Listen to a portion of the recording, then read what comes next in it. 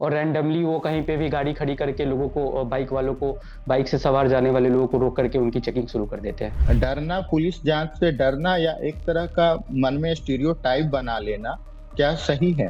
गाड़ी जब्त करने की जो सबसे विकट परिस्थिति हो सकती है वो तब जब आरसी फेल हो, तब गाड़ी चला रहा हो। 18 वर्ष से कम के बच्चे यदि गाड़ी चला रहे हैं तो वो विधि के विरुद्ध चला रहे हैं। आज हमारे साथ सीतामढ़ी डिस्ट्रिक्ट कोर्ट से प्रमोद गुप्ता जी हैं। ये पिछले कई सालों से यहाँ प्रैक्टिस कर रहे हैं। मेरा पहला सवाल प्रमोद जी आपसे है कि पुलिस जांच चौकी कहीं भी लगा सकती है या इसके लिए कोई नियम है?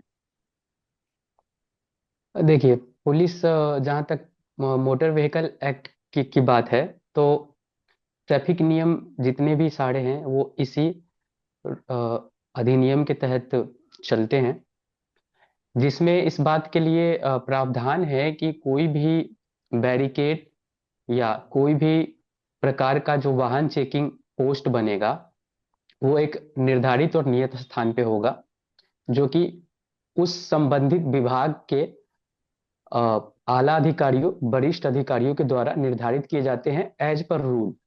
ऐसे में कई दफा देखने को मिलती है कि जब ट्रैफिक पुलिस या फिर पुलिस जब जांच कर रही होती है तो कई अधिकारी बीच सड़क पे जो है खड़े हो जाते हैं और आवाज देकर गाड़ी चालक को रोकते हैं।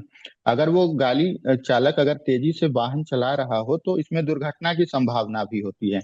क्या ये वाहन जांच का वाहन जांच का सही तरीका है?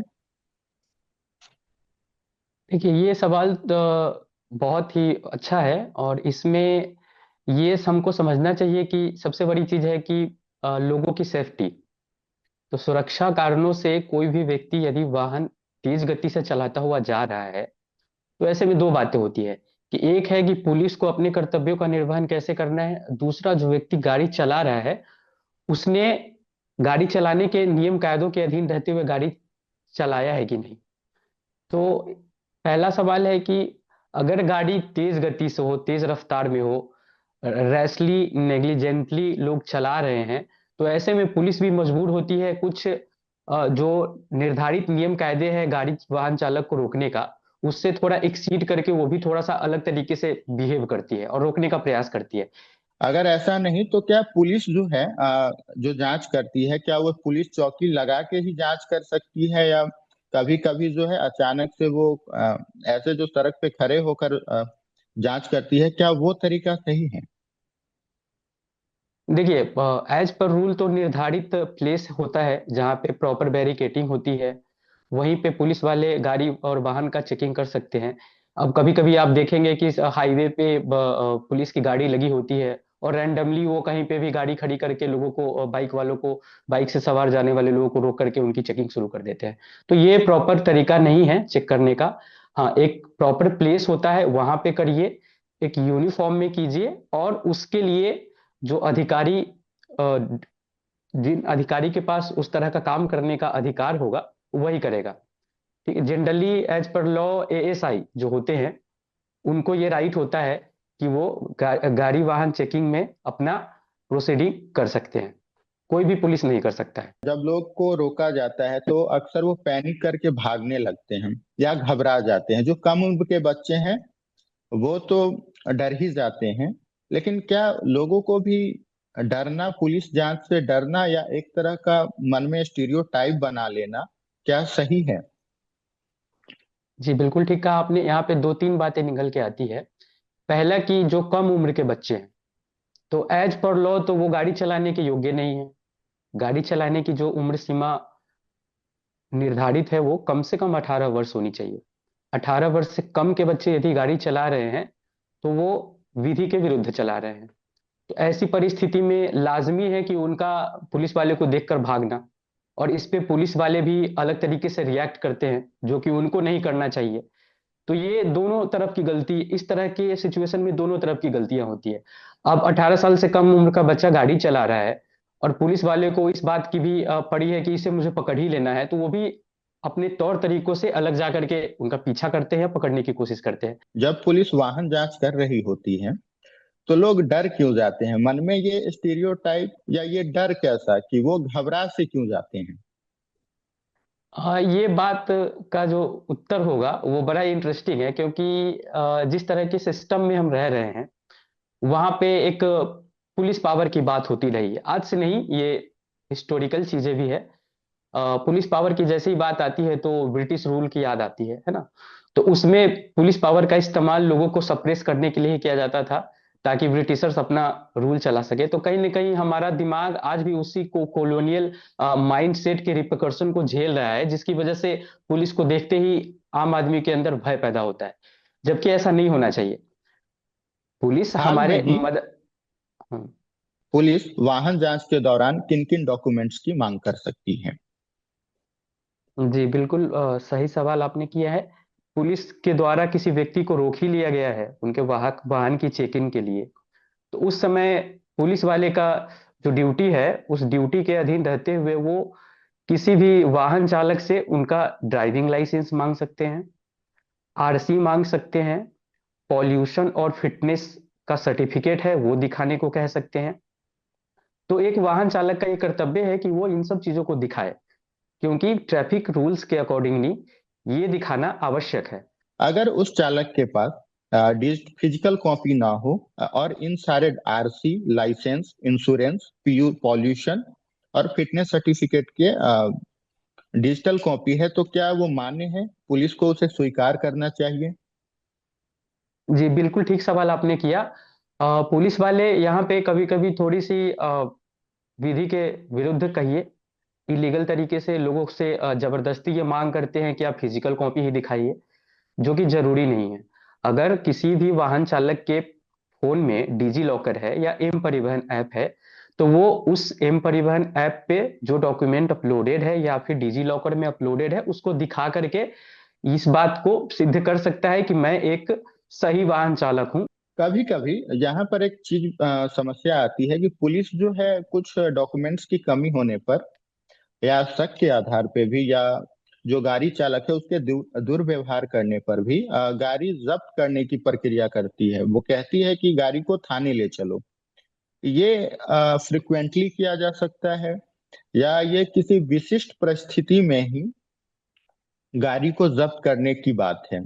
इस पे थोड़ा जी बताइए, बिल्कुल। क्योंकि जहां तक गाड़ी के जब्ती की बात है, तो गाड़ी जब्त तो तभी करेंगे कोई भी ट्रैफिक पुलिस वाले या पुलिस वाले, जब ट्रैफिक नियमों का पालन नहीं हुआ है या फिर प्रॉपर डॉक्यूमेंटेशन की कमी है, या फिर कोई 18 साल से कम उम्र के बच्चा गाड़ी चला रहा हो, उसके पास डीएल आएगा कहाँ से। तो ऐसी परिस्थिति में वो गाड़ी को जब्त करके ले जा सकते हैं थाने पे। उसके अलावा थर्ड पार्टी इंश्योरेंस की भी एक बात आती है, आरसी फेल रहता है गाड़ी का, तो ये सब ऐसी परिस्थितियां हैं जिसमें गाड़ी की जब्ती हो सकती है। सामान्य परिस्थितियों में गाड़ी जब्त करने का कोई मतलब नहीं होता है।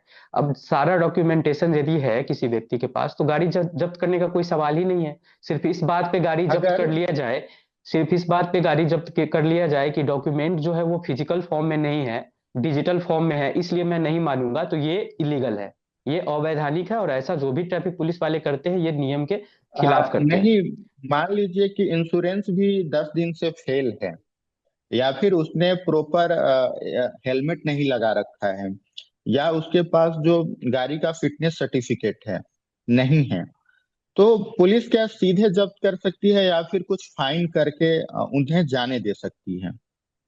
हाँ बिल्कुल ठीक सवाल आपने किया है। जब जब्त करते समय ये बात सुनिश्चित करना होता है कि बाय द वे हेलमेट पहना नहीं हुआ है, तो उसके लिए कितना चालान कटेगा।